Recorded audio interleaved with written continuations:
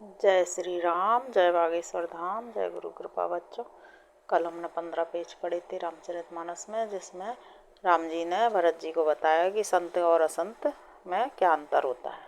आज हम आगे के 15 पेज पढ़ेंगे। जय श्री राम। जय राम रमारमणम समनम भवताप व्याकुल पाहि जन्म अवधेश सुरेश रमेश विभो शरणागत मागत पाहि प्रभो। जय श्री राम। हे भाई, दूसरों की भलाई के समान कोई धर्म नहीं है और दूसरों को दुख पहुंचाने के समान कोई नीचता नहीं है। हे तात, समस्त पुराणों और वेदों का यह निर्णय मैंने तुमसे कहा है, इस बात को पंडित लोग जानते हैं। मनुष्य का शरीर धारण करके जो लोग दूसरों को दुख पहुंचाते हैं, उनको जन्म मृत्यु के महान संकट सहने पड़ते हैं। मनुष्य मोहवश स्वार्थपरायण होकर अनेकों पाप करते हैं, इसी से उनका परलोक नष्ट हुआ रहता है। हे भाई, मैं उनके लिए काल रूप हूँ और उनके अच्छे और बुरे कर्मों का फल देने वाला हूँ।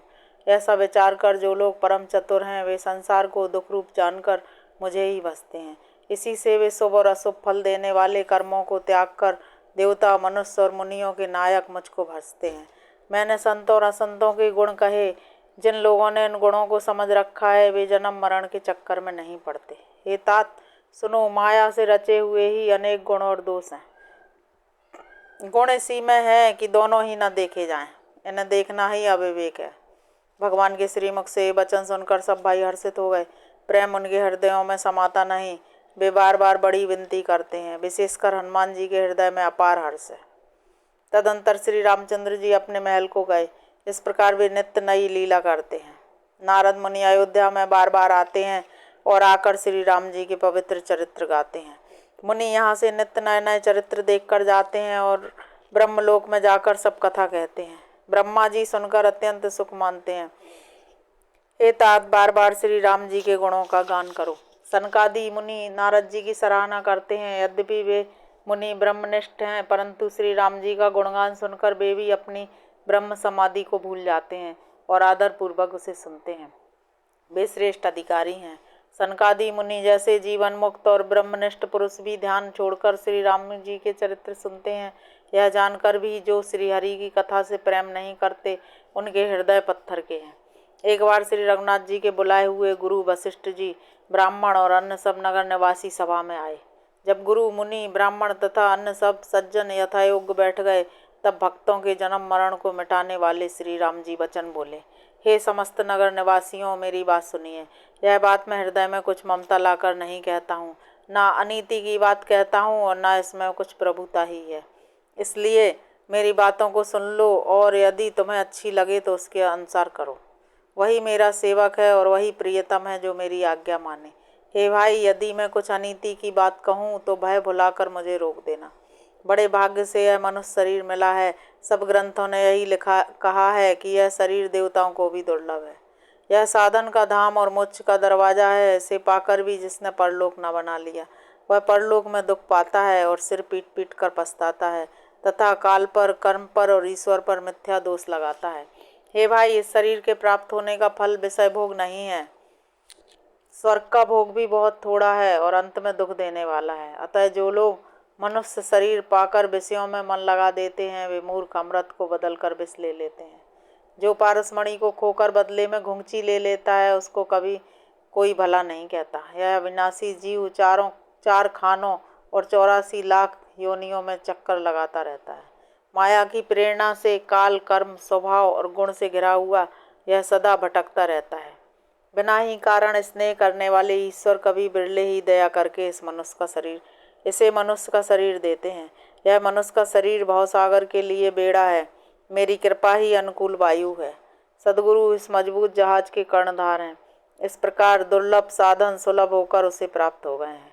जो मनुष्य ऐसे साधन पाकर भी भवसागर से न तरे, वह कृतघ्न और मंदबुद्धि है और आत्महत्या करने वाले की गति को प्राप्त करता है। यदि परलोक में और यहाँ दोनों जगह सुख चाहते हो तो मेरे वचन सुनकर उन्हें हृदय में दृढ़ता से पकड़ रखो। हे भाई, यह मेरी भक्ति का मार्ग सुलभ और सुखदायक है। पुराणों और वेदों ने इसे गाया है। ज्ञान अगम है, उसकी प्राप्ति में अनेकों विघ्न हैं, उसका साधन कठिन है और उसमें मन के लिए कोई आधार नहीं है। बहुत कष्ट करने पर कोई उसे पा भी लेता है तो वह भी भक्ति रहित होने से मुझको प्रिय नहीं होता। भक्ति स्वतंत्र है और सब सुखों की खान है, परंतु सत्संग के बिना प्राणी इसे पा नहीं सकते और पुण्य समूह के बिना संत नहीं मिलते। सत्संगति ही संस्कृति का अंत करती है। जगत में पुण्य एक ही है, दूसरा नहीं है। वह है मन, कर्म और वचन से ब्राह्मणों के चरणों की पूजा करना। जो कपट का त्याग करके ब्राह्मणों की सेवा करता है उस पर मुनि और देवता प्रसन्न रहते हैं। और भी एक गुप्त मत है, मैं उसे सबसे हाथ जोड़कर कहता हूँ कि शंकर जी के भजन बिना मनुष्य मेरी भक्ति नहीं पाता। कहो तो भक्ति मार्ग में कौन सा परिश्रम है? इसमें न योग की आवश्यकता है, न यज्ञ, जप, तप और उपवास की। सरल स्वभाव हो, मन में कुटिलता ना हो और जो कुछ मिले उसी में सदा संतोष रखे। मेरा दास कहलाकर यदि कोई मनुष्यों की आशा करता है तो तुम ही कहो उसका क्या विश्वास है। बहुत बात बढ़ाकर क्या कहूँ। हे भाइयों, मैं तो इसी आचरण के बस में हूँ। ना किसी से बैर करें, ना लड़ाई झगड़ा करें, ना आशा रखें, ना भय ही करें। उसके लिए सभी दिशाएं सदा सुखमयी हैं।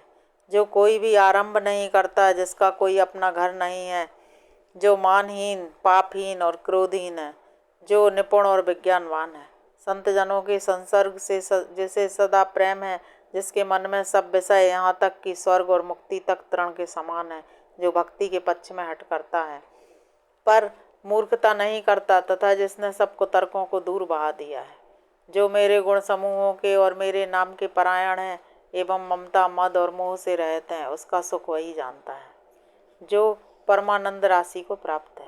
श्री रामचंद्र जी के अमृत के समान वचन सुनकर सबने कृपा धाम के चरण पकड़ लिए। हे कृपा निधान, आप हमारे माता पिता, गुरु, भाई सब कुछ हैं और प्राणों से भी अधिक प्रिय हैं। और हे शरणागत के दुख को हरने वाले राम जी, आप ही हमारे शरीर, धन, घर द्वार और सभी प्रकार से हित करने वाले हैं। ऐसी शिक्षा आपके अतिरिक्त कोई नहीं दे सकता।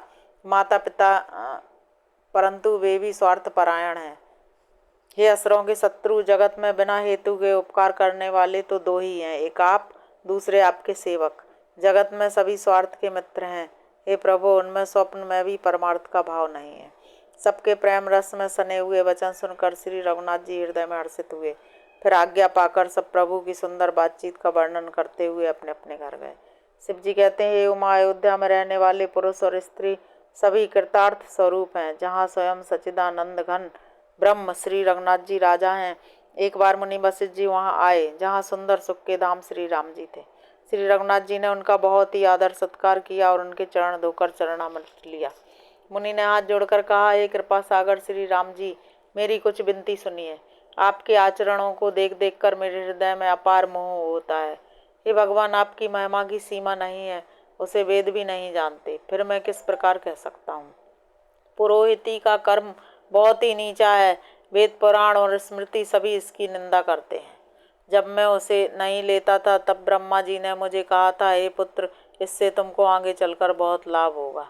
स्वयं ब्रह्म परमात्मा मनुष्य रूप धारण कर रघुकुल के भूषण राजा होंगे। तब मैंने हृदय में विचार किया कि जिसके लिए योग, यज्ञ, व्रत और दान किए जाते हैं, इसे मैं इसी कर्म से पा जाऊंगा।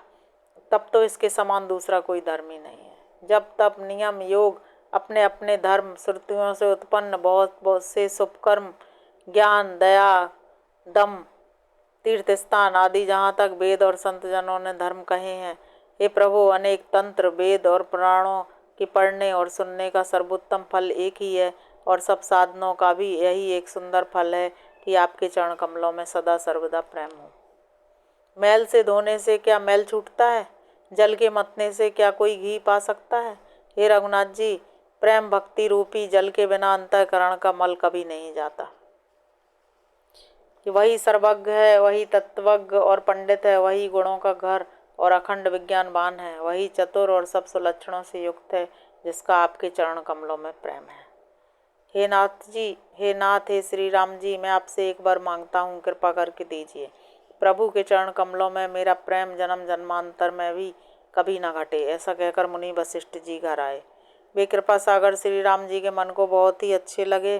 तदंतर सेवकों को सुख देने वाले श्री राम जी ने हनुमान जी तथा भरत जी आदि भाइयों को साथ लिया और फिर कृपालु श्री राम जी नगर के बाहर गए और वहाँ उन्होंने हाथी, रथ और घोड़े मंगवाए, जिन्हें देखकर कृपा करके प्रभु ने सबकी सराहना की।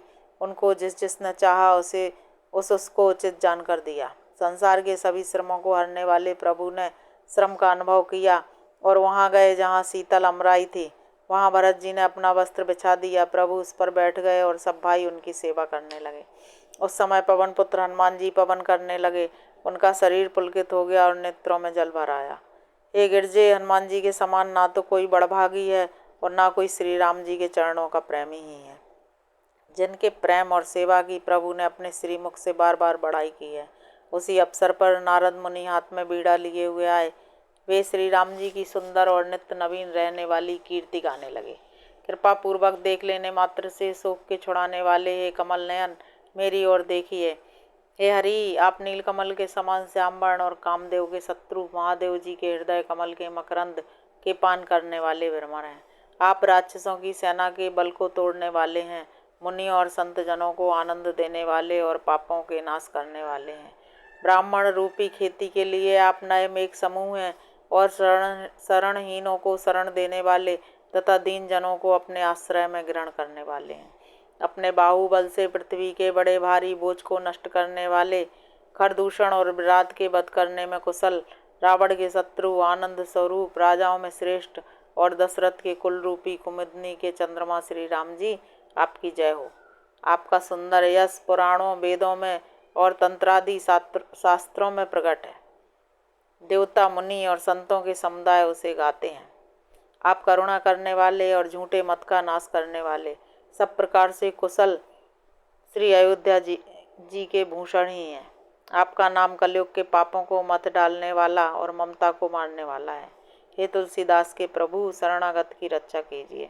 श्री रामचंद्र जी के गुण समूहों का प्रेम पूर्वक वर्णन करके मुनि नारद जी सौभाग्य समुद्र प्रभु को हृदय में धरकर जहाँ ब्रह्मलोक है वहाँ चले गए। शिव जी कहते हैं, हे गिरजे सुनो, मैंने अवज्जल कथा जैसी मेरी बुद्धि थी वैसी पूरी कह डाली। श्री राम जी के चरित्र 100 करोड़ अपार हैं। श्रुति और शारदा भी उनका वर्णन नहीं कर सकते। भगवान श्री राम अनंत हैं, उनके गुण अनंत हैं, जन्म, कर्म और नाम भी अनंत हैं। जल की बूंदें और पृथ्वी के रजकण चाहे गिने जा सकते हों, पर श्री रघुनाथ जी के चरित्र वर्णन करने से नहीं चुकते। यह पवित्र कथा भगवान के परम पद को देने वाली है। इसके सुनने से अविचल भक्ति प्राप्त होती है। हे उमा, मैंने वह सब सुंदर कथा कही जो काकभुसुंडी जी ने गरुण जी को सुनाई थी। मैंने श्री राम जी के कुछ थोड़े से गुण बखान कर कहे हैं। हे भवानी, सो कहो अब और क्या कहूँ। श्री राम जी की मंगलमयी कथा सुनकर पार्वती जी हर्षित हुई और अत्यंत विनम्र तथा कोमल वाणी बोली, हे त्रिपुरारी, मैं धन्य धन्य जो मैंने जन्म मृत्यु के भय को हरण करने वाले श्री राम जी के गुण सुने। हे कृपाधाम, अब आपकी कृपा से मैं कृत हो गई। अब मुझे मोह नहीं रह गया। हे प्रभु, मैं सच्चिदानंद घन प्रभु श्री राम जी के प्रताप को जान गई। हे नाथ, आपका मुख रूपी चंद्रमा श्री रघुवीर की कथा रूपी अमृत बरसाता है। हे मतिधीर, मेरा मन कर्णपुटों से उसे पीकर तृप्त नहीं होता। श्री राम जी के चरित्र सुनते सुनते जो तृप्त हो जाते हैं, उन्होंने तो उसका विशेष रस जाना ही नहीं। जो जीवन मुक्त महामुनि हैं, वे भी भगवान के गुण निरंतर सुनते रहते हैं। जो संसार रूपी सागर का पार पाना चाहता है, उसके लिए तो श्री राम जी की कथा दृढ़ नौका के समान है। श्री हरि के गुण समूह तो विषयी लोगों के लिए भी कानों को सुख देने वाले और मन को आनंद देने वाले हैं। जगत में कान वाला ऐसा कौन है जिसे रघुनाथ जी के चरित्र ना सुहाते हों। जिन्हें श्री रघुनाथ जी की कथा नहीं सुहाती, वे मूर्ख जीव तो अपनी आत्मा की हत्या करने वाले हैं। हे नाथ, आपने श्री रामचरित्र मानस का गान किया, उसे सुनकर मैंने अपार सुख पाया। आपने जो यह कहा कि यह सुंदर कथा काकभुसुंडी जी ने गरुण जी से कही थी, सो कौए का शरीर पाकर भी काकभुसुंडी वैराग्य, ज्ञान और विज्ञान में दृढ़ है।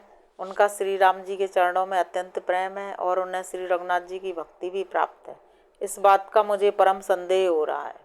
हे त्रिपुरारी, सुनिए, हजारों मनुष्यों में कोई एक धर्म के व्रत का धारण करने वाला होता है और करोड़ों धर्मात्माओं में कोई एक विषय से विमुख और वैराग्य परायण होता है।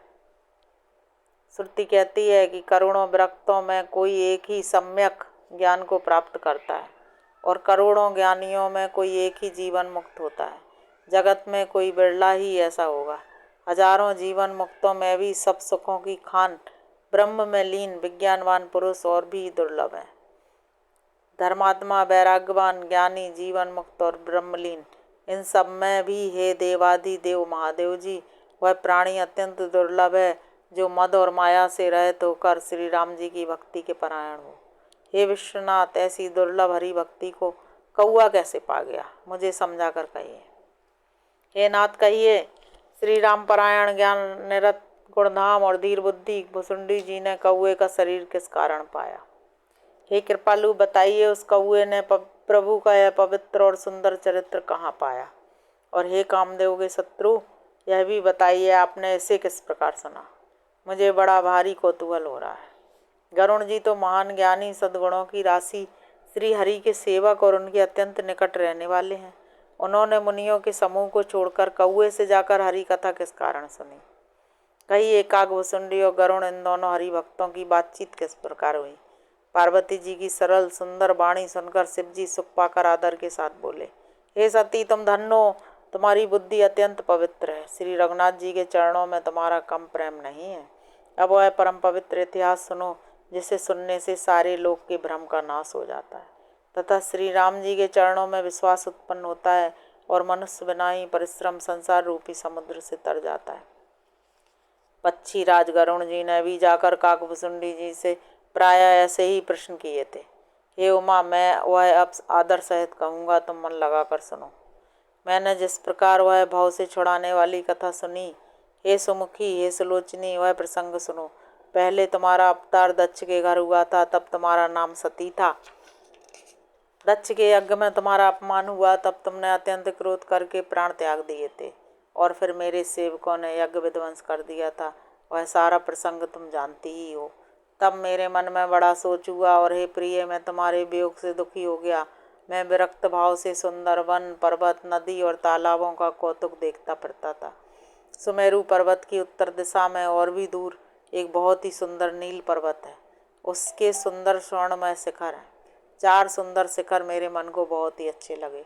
उन शिखरों में एक एक पर बरगद, पीपल, पाकर और आम का एक एक विशाल वृक्ष है। पर्वत के ऊपर एक सुंदर तालाब शोभित है, जिसकी मणियों की सीढ़ियाँ देखकर मन मोहित हो जाता है। उसका जल शीतल, निर्मल और मीठा है। उसमें रंग बिरंगे बहुत से कमल खिले हुए हैं। हंसगढ़ मधुर स्वर से बोल रहे हैं और भौरे सुंदर गुंजार कर रहे हैं। उस सुंदर पर्वत पर वही पक्षी बसता है। उसका नाश कल्प के अंत में भी नहीं होता। माया रचित अनेकों गुणदोष, मोह, काम आदि अविवेक जो सारे जगत में छा रहे हैं, उस पर्वत के पास भी कभी नहीं फटकते। वहाँ बसकर जिस प्रकार वह काक हरि को भसता है, हे उमा, उसे प्रेम सहित सुनो। वह पीपल के वृक्ष के नीचे ध्यान धरता है, पाकर के नीचे जप यज्ञ करता है, आम की छाया में मानसिक पूजा करता है। श्री हरि के भजन को छोड़कर उसे दूसरा कोई काम नहीं है। बरगद के नीचे वह श्री हरि की कथाओं के प्रसंग कहता है। वहाँ अनेकों पक्षी आते हैं और कथा सुनते हैं। वह विचित्र रामचरित्र को अनेकों प्रकार से प्रेम सहित आदर पूर्वक गान करता है। सब निर्मल बुद्धि वाले हंस जो सदा उस तालाब पर बसते हैं, उसे सुनते हैं। जब मैंने वहाँ जाकर यह कौतुक देखा, तब मेरे हृदय में विशेष आनंद उत्पन्न हुआ। तब मैंने हंस का शरीर धारण कर कुछ समय वहाँ निवास किया और श्री रघुनाथ जी के गुणों को आदर सहित सुनकर फिर कैलाश को लौट आया। हे गिरजे, मैंने वह सब इतिहास कहा कि जिस समय मैं काकभुसुंडी के पास गया था, वह कथा सुनो, जिस कारण से पक्षी कुल के ध्वजा गरुण जी उस काक के पास गए थे। जब श्री रघुनाथ जी ने ऐसी रणलीला की, जिस लीला का स्मरण करने से मुझे लज्जा होती है, मेघनाथ के हाथों अपने को बंधा लिया, तब नारद मुनि ने गरुण को भेजा। सर्पों के भक्षक गरुण जी बंधन काट कर गए, तब उनके हृदय में बड़ा भारी विषाद उत्पन्न हुआ। प्रभु के बंधन को स्मरण करके सर्पों के शत्रु गरुण जी बहुत प्रकार से विचार करने लगे। जो व्यापक विकार रहित वाणी के पति और माया मोह से परे ब्रह्म परमेश्वर हैं, मैंने सुना था कि जगत में उन्हीं का अवतार है, पर मैंने उसका प्रभाव कुछ भी नहीं देखा।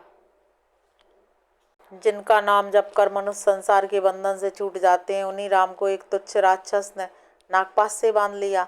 गरुण जी ने अनेकों प्रकार से अपने मन को समझाया, पर उन्हें ज्ञान नहीं हुआ। हृदय में भ्रम और भी अधिक छा गया। दुख से दुखी होकर मन में कुतर्क बढ़ाकर वे तुम्हारी ही भांति मोहवश हो गए। व्याकुल होकर वे देव ऋषि नारद जी के पास गए और मन में जो संदेह था वह उनसे कहा। उसे सुनकर नारद को अत्यंत दया आई। हे गरुण सुनिए, श्री राम जी की माया बड़ी ही बलवती है, जो ज्ञानियों के चित्त को भी भली भांति हरण कर लेती है और उनके मन में जबरदस्ती बड़ा भारी मोह उत्पन्न कर देती है, तथा जिसने मुझको भी बहुत बार नचाया है। हे पक्षीराज, वही माया आपको भी व्याप गई है। हे गरुण, आपके हृदय में बड़ा भारी मोह उत्पन्न हो गया है, यह मेरे समझाने से तुरंत नहीं मिटेगा। अतः हे पक्षीराज, आप ब्रह्मा जी के पास जाइए और वहाँ जिस काम के लिए आदेश मिले वही कीजिएगा। ऐसा कहकर परम सुजान देव ऋषि नारद जी श्री राम जी का गुणगान करते हुए और बारंबार श्री हरि की माया का बल वर्णन करते हुए चले। तब पक्षीराज गरुण ब्रह्मा जी के पास गए और अपना संदेह उन्हें कह सुनाया।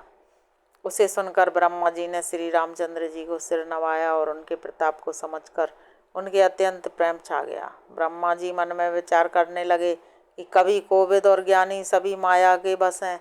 भगवान की माया का प्रभाव असीम है, जिसने मुस्तक को अनेकों बार नचाया है। यह सारा चराचर जगत तो मेरा रचा हुआ है। जब मैं ही माया बस नाचने लगता हूँ, तब पक्षीराज गरुण को मोह होना कोई आश्चर्य नहीं है। तदंतर ब्रह्मा जी सुंदर वाणी बोले, श्री राम जी की महिमा को महादेव जी जानते हैं। हे गरुण, तुम शंकर जी के पास जाओ। हे तात, और कहीं किसी से ना पूछना, तुम्हारे संदेह का नाश वही होगा। ब्रह्मा जी का वचन सुनते ही गरुण चल दिए। तब बड़ी आतुरता से पक्षीराज गरुण मेरे पास आए। हे उमा, उस समय मैं कुबेर के घर जा रहा था और तुम कैलाश पर थीं। गरुण ने आदरपूर्वक मेरे चरणों में सिर नवाया, फिर मुझको अपना संदेह सुनाया। हे भवानी, उनकी विनती और कोमल वाणी सुनकर मैंने प्रेम सहित उनसे कहा, हे गरुण, तुम मुझे रास्ते में मिले हो, राह चलते मैं तुम्हें किस प्रकार समझाऊं। सब संदेहों का तो तभी नाश हो जब दीर्घ काल तक सत्संग किया जाए और वहाँ सुंदर हरि कथा सुनी जाए, जिसे मुनियों ने अनेक प्रकार से गाया है और जिसके आदि मध्य और अंत में भगवान श्री रामचंद्र जी ही प्रतिपाद्य प्रभु हैं। हे भाई, जहाँ प्रतिदिन हरि कथा होती है, तुमको मैं वहीं भेजता हूँ। तुम जाकर उसे सुनो। उसे सुनते ही तुम्हारा सब संदेह दूर हो जाएगा और तुम्हें श्री राम जी के चरणों में अत्यंत प्रेम होगा। सत्संग के बिना हरि की कथा सुनने को नहीं मिलती, उसके बिना मोह नहीं भागता और मोह के गए बिना श्री रामचंद्र जी के चरणों में दृढ़ प्रेम नहीं होता। जय श्री राम, जय बागेश्वर धाम, जय गुरु कृपा। बच्चों, आज हमने पढ़ा रामचरितमानस में कि माया की वजह से सभी को संदेह होता था कि ये प्रभु ब्रह्म नहीं हो सकते। गरुण जी को भी संदेह हो गया कि ये राम जी प्रभु कैसे हो सकते हैं, ये खुद ही नागपाश में बंध गए। तो उनकी शंका का समाधान करने के लिए शिव जी के पास वो गए थे। जय श्री राम।